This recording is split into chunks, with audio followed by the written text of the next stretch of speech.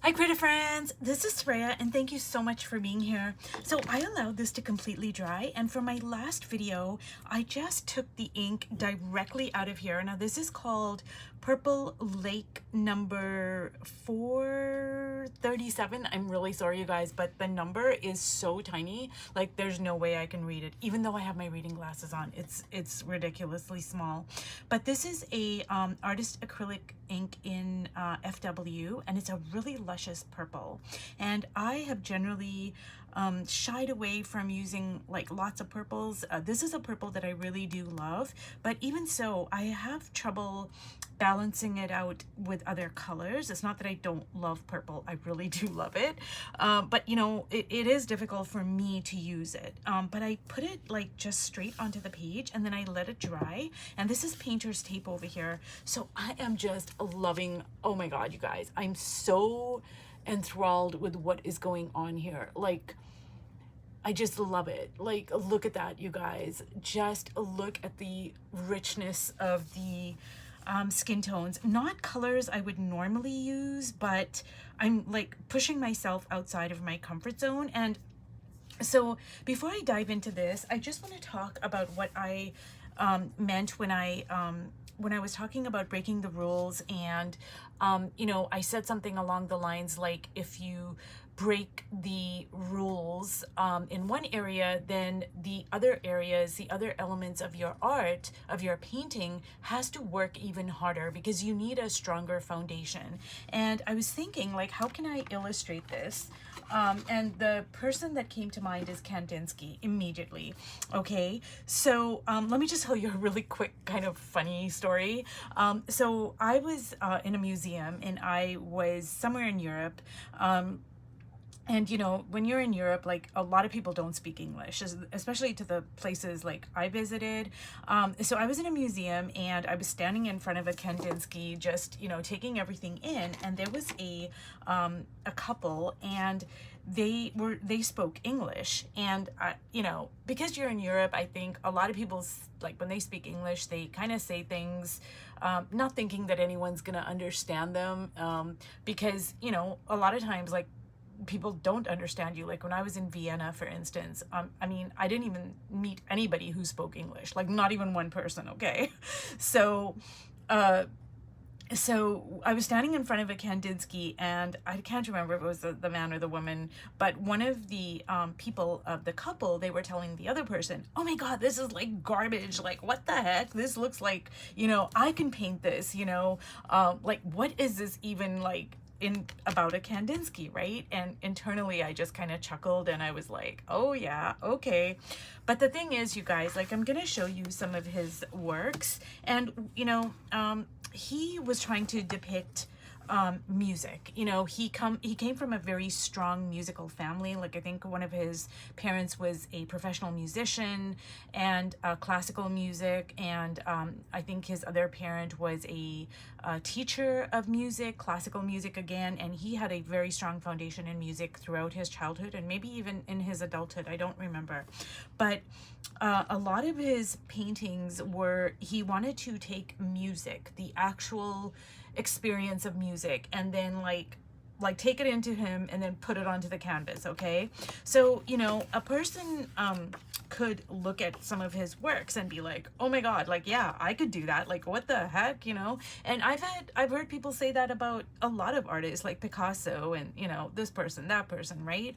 But here's the thing. Okay, let me just preface this by saying I don't feel that I am qualified to talk about Kandinsky by any stretch of the imagination. His work is there's so many layers to it, there's so much to parse, there's so much to you know, really get into the depths of it, that I only know the bare minimum.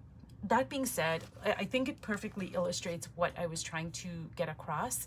So for instance, let's talk about you know, his, okay, so it looks like, you know, this is so chaotic, right? But if you really know what you're looking for, and if you get into the nuts and bolts of it, you're gonna see that, like, just say this for instance, I'm just gonna use that as an example. the composition in this piece is really, really strong. It has to be, because when you're getting into breaking the rules of reality, for instance, breaking the rules of the other elements, or even one other element, then now you have to strengthen, the other elements have to work harder, right? So you will see that if you look at this, that the large shapes are offset by the smaller ones.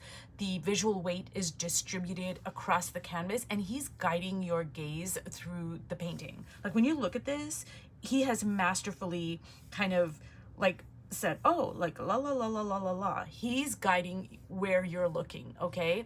Another thing is that he used really wild colors, okay? They're not really natural colors, but what he did is he was controlling the relationships between the colors. So he wasn't interested so much in depicting a tree as a green, like green, okay? For instance, color became emotional rather than descriptive. So like, you know, getting back to what I was saying about color, like I'm trying to break the rules of color. The more expressive your color choices become, the more intentional your color harmony must be. So the relationships between the colors have to be stronger, okay?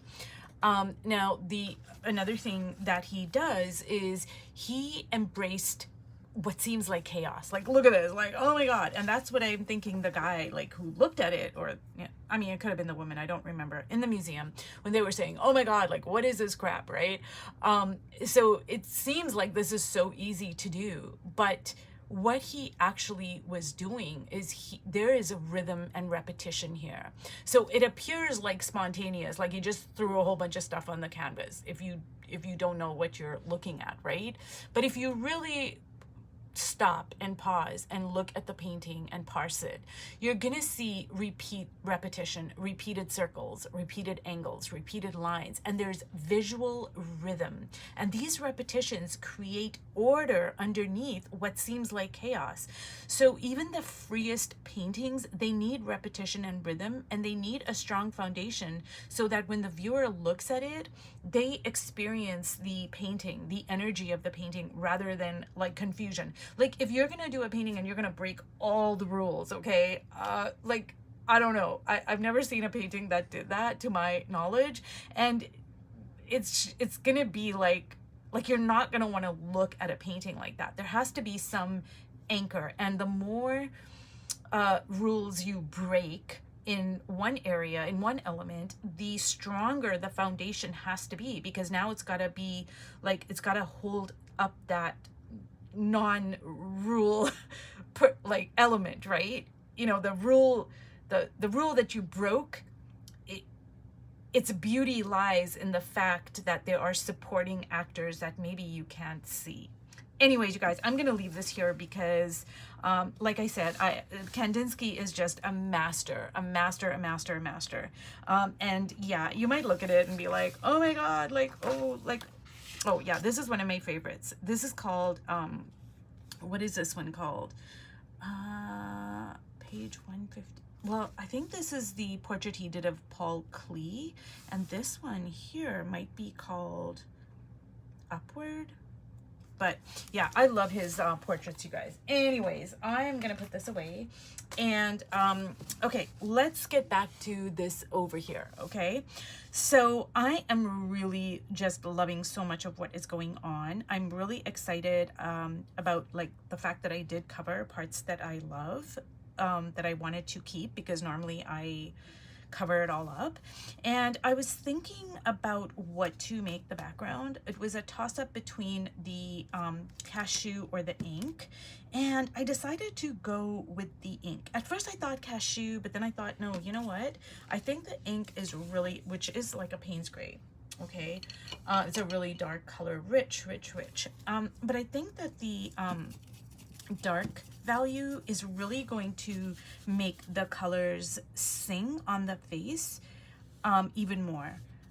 It is kind of like yeah, like it is a lot. It's a very dark value, and if I need to, I can always make the dress part, like I can lighten it up a little bit in value, but still keep that, like, you know, still keep that neutral. And ooh, like I really love this. Like, look at that, you guys. It's really gonna make the colors like pop that much more.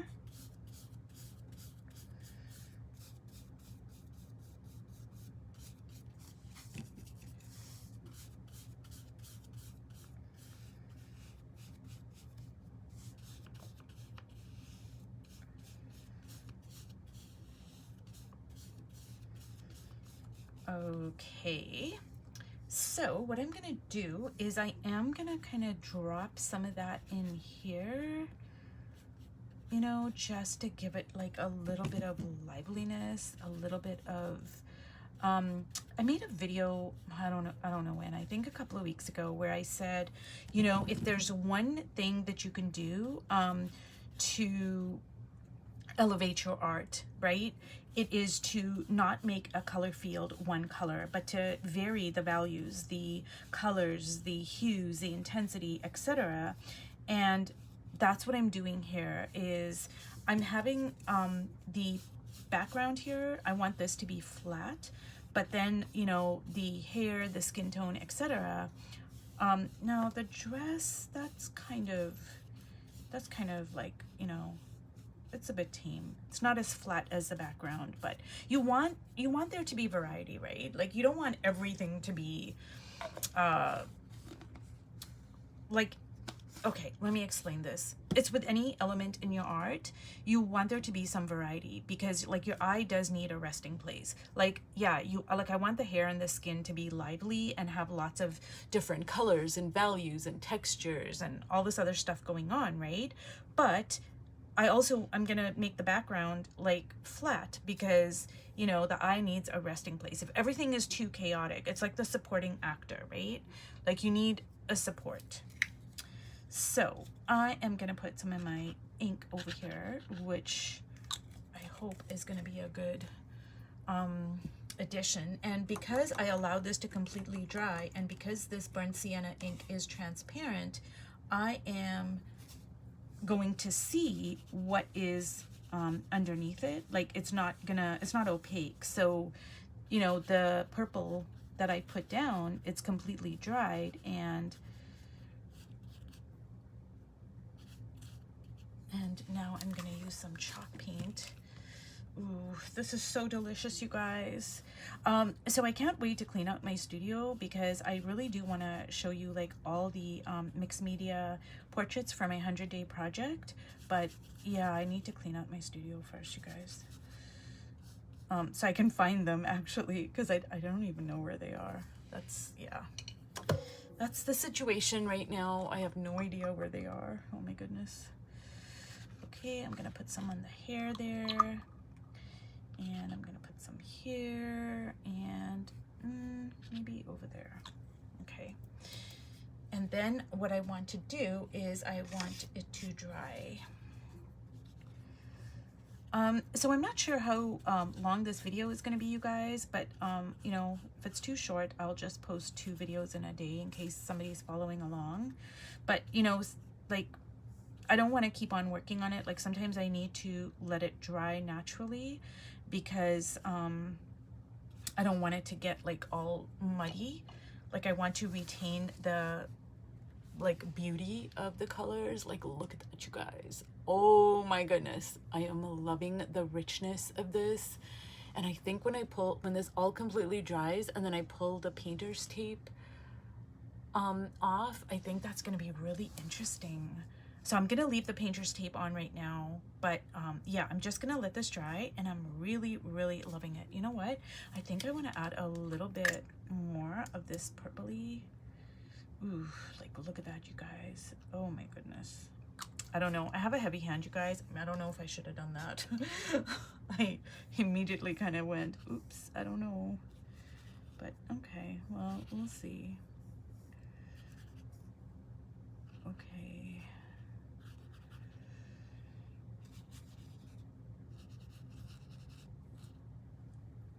Okay, all right, you guys, so if you watched all the way to the end, thank you so much, and I hope that this has been informative and inspiring, and I hope that this has kind of given you the you know, the courage, I guess, to